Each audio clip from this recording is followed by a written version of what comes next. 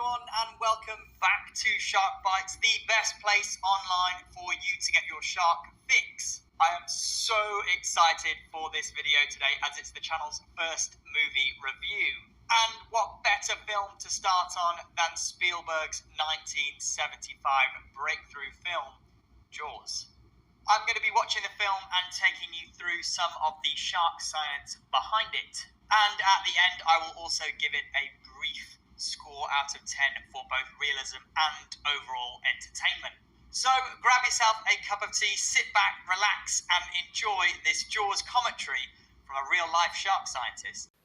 Science from Webster's 1828 simply means the study and knowledge or understanding of topics within the universe like mathematics, music, grammar, etc. We know that within science there will exist hypotheses, assumptions, theories, opinions, and conclusions.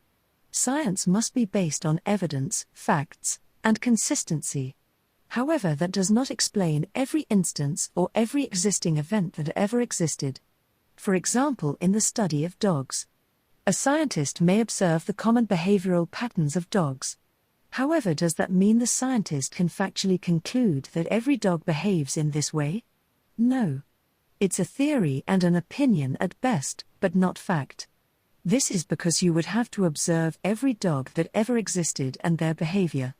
This man claims to be a scientist of sharks.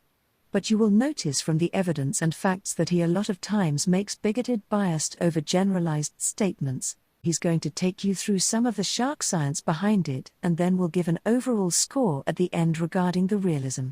Rebuttal definition of realism 1. Concern for fact or reality and rejection of the impractical and visionary. 2a. A doctrine that universals exist outside the mind, specifically, the conception that an abstract term names an independent and unitary reality. B. A theory that objects of sense perception or cognition exist independently of the mind. Compare nominalism. 3. The theory or practice of fidelity in art and literature to nature or to real life and to accurate representation without idealization. Dealing with reality also would include things you have not directly observed. That does not necessarily dismiss what you have directly observed as factual evidence. But it does mean that not everything goes according to the same pattern in every single instance as the rest of the observed generalized pattern. For example, the common pattern of a dog allowing a person to pet him once he trusts that human. Does that mean there has never been a single instance of a dog planning to lure the human in for a false sense of trust, only to attack the human out of hate and vengeance from what humans have done to him before? No. Would it be scientifically acceptable for somebody to conclude no dog would ever turn on you in a vengeful frenzy by luring you in for a vengeful attack? No. To make that claim as acceptable, it would have to be factual. For that claim to be absolute, you would have to see every single dog in existence in this behavioral pattern. Obviously, nobody I know of has ever seen every single dog that has ever existed. We're not talking about a dog flying in the air like a bird. We're talking about a dog possibly having a vengeful agenda to take it out on humans. Could that be possible? Sure, it could. And before you loud-mouth veterinarians and scientists want to object, let me ask you this. How much of the world's knowledge do you know? I would imagine even the most concluded intelligent person like Stephen Hawking only had about less than 2% of the world's knowledge. Could the 98% of the world's knowledge that you don't know contain the possibility of a dog having a vengeful agenda existing? If you're honest, you would say yes. Well, the situation is that apparently a great white shark has staked a claim in the waters off Amity Island, and he is going to continue to feed here as long as there is food in the water. So this is one of the major things that Jaws gets wrong, and it's not Spielberg's fault, to be fair to him. It stems around a theories from the 1950s by a chap called Victor Koppelson, and is known as the rogue shark theory. Essentially, this guy believed that occasionally some sharks, particularly the larger ones, would change their behavior and develop a taste for human flesh, and that they would stake out a particular area and continue to feed as long as there was food around. In reality, it's absolute nonsense, and there is zero evidence to back up these claims at all. This is what I'm talking about. This guy claims to be a scientist for sharks and gives his first bigoted, biased statement. He paints a broad brush by his statement that it's nonsense and there's absolutely no evidence. Has he personally seen every single shark attack in the world in his time? No. Has he observed every single shark that's ever existed? No. So obviously he's only going on what he's read and what he has directly observed.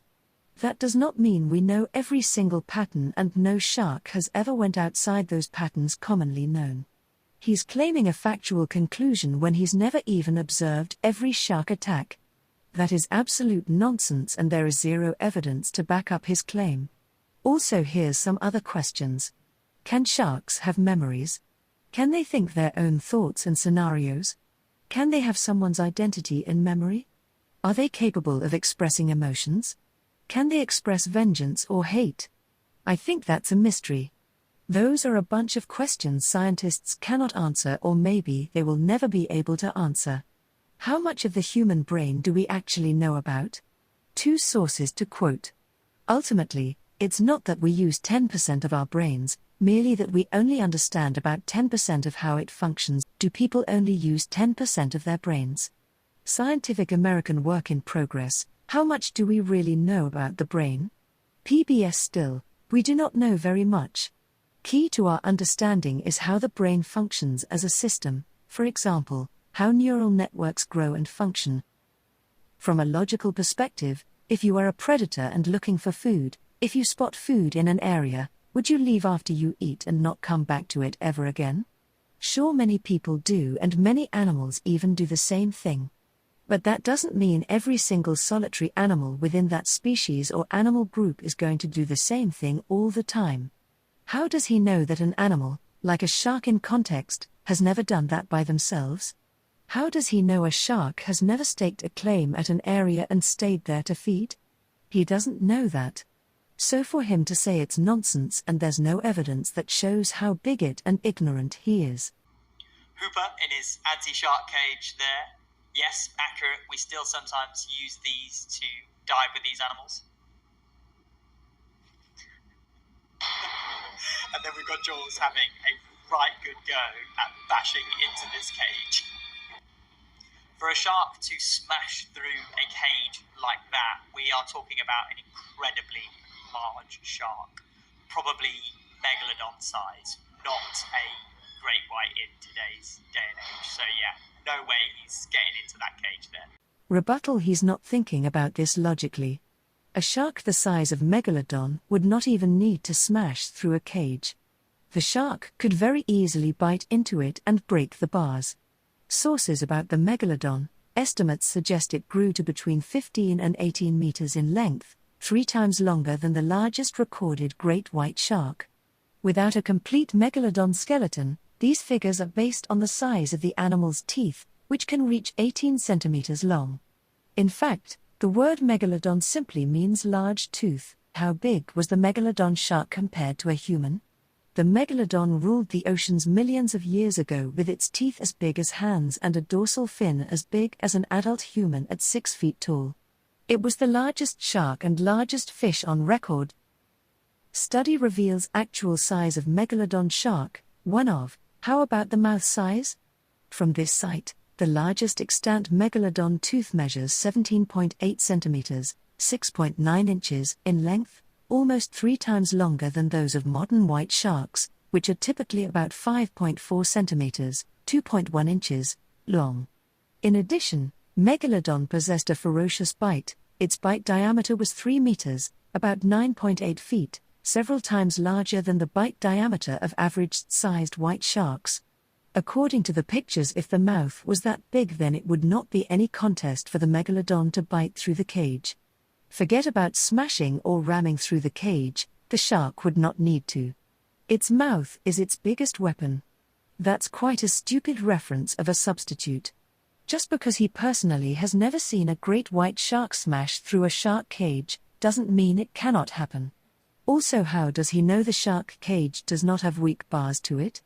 There are different types of shark cages, I would imagine. And great white sharks are pretty massive animals with a strong body and mouth.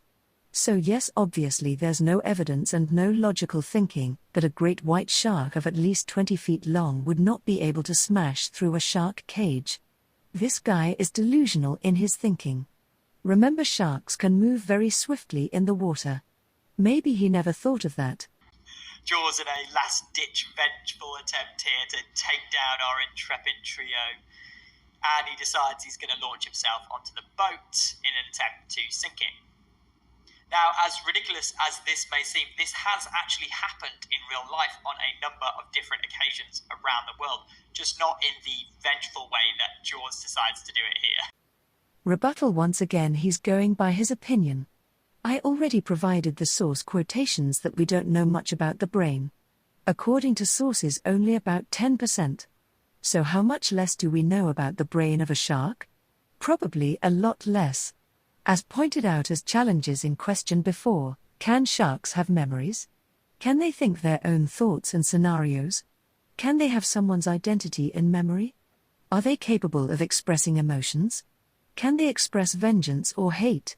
Those are a bunch of questions scientists cannot answer, or maybe they will never be able to answer. There is no way that anybody with any sliver of honesty whatever conclude that the shark would not do it in a vengeful way. You don't know that they would not.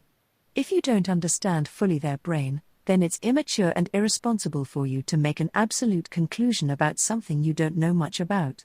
That would be like me saying, I don't know much about cats, but I know for certain that they would never hold a grudge against a human being. According to sources, it's very well known that cats are arrogant, irritable animals. So the film decided to use a scuba tank as a weapon. Now, I've lugged those things around, and they are not light at all, so Chief Brody is hench here. Okay, so there's no way the shark here keeps this scuba tank in his mouth for the entire duration of this swim. If a shark thinks something isn't palatable, it 100% is going to spit it out immediately. Rebuttal. 2 sources. Some sharks have been known to swallow non-food items that make their way into the oceans from land, such as license plates and other man-made objects. Tiger sharks are the best example of this type of eating. Ma 17. What is the weirdest thing found in a shark's stomach? Cannonball. A cannonball. In 1832, fishermen in the West Indies discovered a cannonball inside a shark's stomach. They suspect it was from someone who was first shot by the cannonball, then consumed by the shark. Once again, Mr. Illogical Nonsense Shark Expert, you've been refuted. Just because the shark was holding the tank in its mouth, that doesn't mean he was going to hold it in his mouth for a long period of time. Perhaps the shark got distracted and spit it out later on, if the shark had lived. How do you know how long a shark will hold an object in its mouth? Did you set a timer or a stopwatch? From these simple explanations that sharks do swallow non-food objects, what makes you think they won't hold a non-food object in their mouth for a little bit until they decide to spit it out? Ridiculous.